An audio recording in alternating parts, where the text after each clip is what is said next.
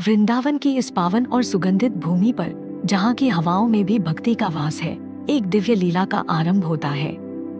सुदेवी जी, जो परम भक्त गोपी हैं, अपनी प्रिय राधा रानी का अत्यंत प्रेम और सावधानी से पुष्पों द्वारा श्रृंगार कर रही हैं।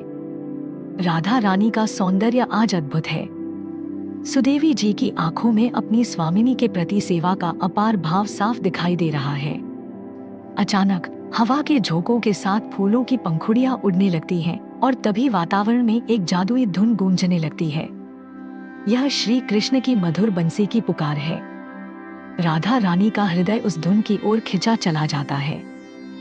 बिना किसी झिझक के राधा रानी अपने श्रृंगार को अधूरा छोड़ उसी दिशा में चल पड़ती है जहां से संगीत आ रहा है। सुदेवी जी आश्चर्यचकित होकर उन्हें देखती रह जाती हैं।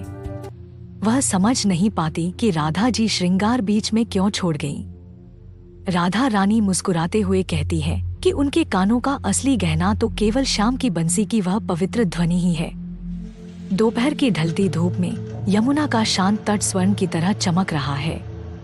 वहां श्री कृष्ण निद्रा में मग्न है। श्री कृष्ण के हाथ में उनकी प्रिय स्वर्ण बंसी है। सुदेवी जी दबे पांव उनके पास पहुंचती हैं।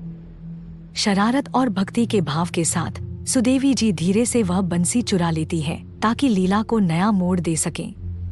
वह दौड़कर राधा रानी के पास आती हैं और उन्हें बंसी सौंप देती हैं। सुदेवी चाहती हैं कि उनकी सेवा आज पूर्ण हो।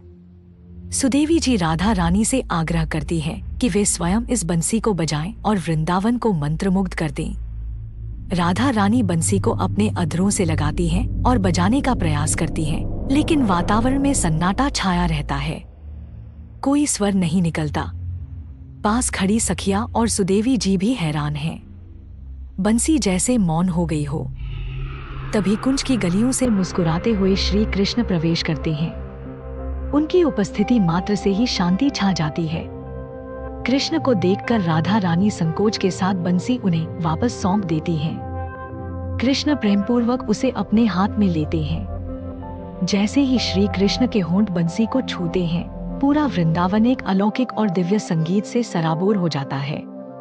पक्षी चहकने लगते हैं और यमुना की लहरें स्थिर होकर इस मधुर संगीत का आनंद लेने लगती हैं। कृष्ण समझाते हैं कि यह बंसी किसी कौशल या तकनीक से नहीं, बल्कि केवल सच्चे भाव और एकनिष्ठ प्रेम से बजती है। संगीत तो प्रेम से ही जन्म लेता है। जब हृदय में भक्ति का सागर हिलोरे मारता है, तब ईश्वर का साक्षात्कार होता है। यही है वृंदावन की दिव्य लीला का रहस्य। प्रेम ही शक्ति है और भक्ति ही परम सत्य है।